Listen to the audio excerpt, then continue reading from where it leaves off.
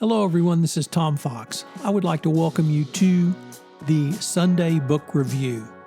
The Sunday Book Review is the series where I discuss books which impact the compliance practitioner, the legal professional, and the business professional. I hope you will enjoy this episode. The Sunday Book Review is a production of the Compliance Podcast Network. Welcome to the Sunday Book Review for June 18, 2023. Obviously, the term venture capitalism is well known within the business space and the compliance space, but today I want to look at books which deal with venture colonialism. We begin with two books by Peter Stein. The first from 2011, The Company State, which looked at corporate sovereignty and the foundation of the British Empire in India, a kind of a book about how the East India Company took the place of the British Crown in developing India for England and later Great Britain. That has been recently followed up by another book by Stein entitled Empire Incorporated.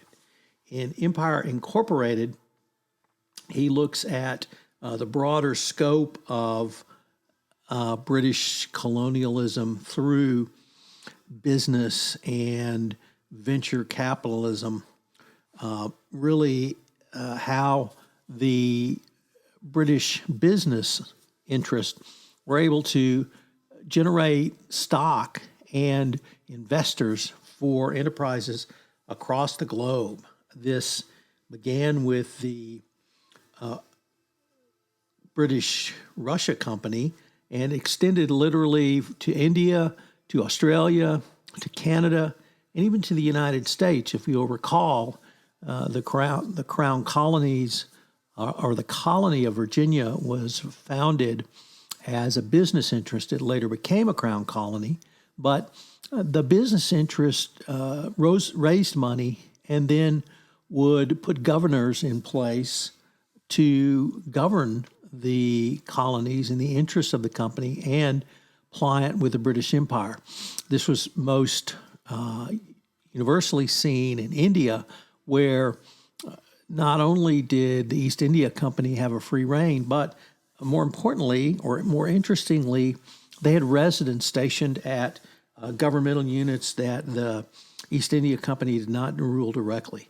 So, very interesting study of this by Stein. In Empires of Influence, Callie Wilkinson underscores how the East India Company managed the affairs of more than just the Indian Empire.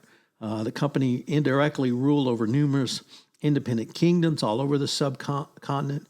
Here she really focuses on how these dependencies were supervised by residents, men who were charged with ensuring that the native rulers remained docile and compliant. This is a valuable contribution to understanding Indian rule. And the last book is David Howarth's Adventures, which tells a story not only of the East India Company, but it examines a period of 1550 to 1650 and how this insular company grew into a massive oak, really, of the British Empire. Adventurers was the term originally given for investors in such company, and this was business adventurers, not those going to India for fame and fortune. I would like to tell you about the latest addition to the Compliance Podcast Network. It's Two Gurus Talk Compliance, where, with my friend and colleague Christy Grant Hart, we take a look at some of the top compliance commentary around.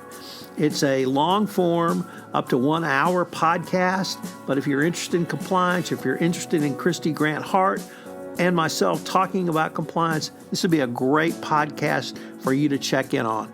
It premiered on March 10th on the Compliance Podcast Network. I know you'll enjoy this latest offering.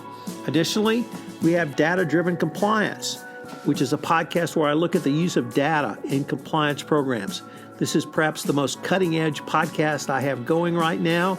And if you're interested in how data can be used, how to structure a data analytics program, what tools are available out there for you, and how compliance practitioners are using data, this is certainly the podcast for you. So check out Data-Driven Compliance, all on the Compliance Podcast Network. The Sunday Book Review is a production of the Compliance Podcast Network.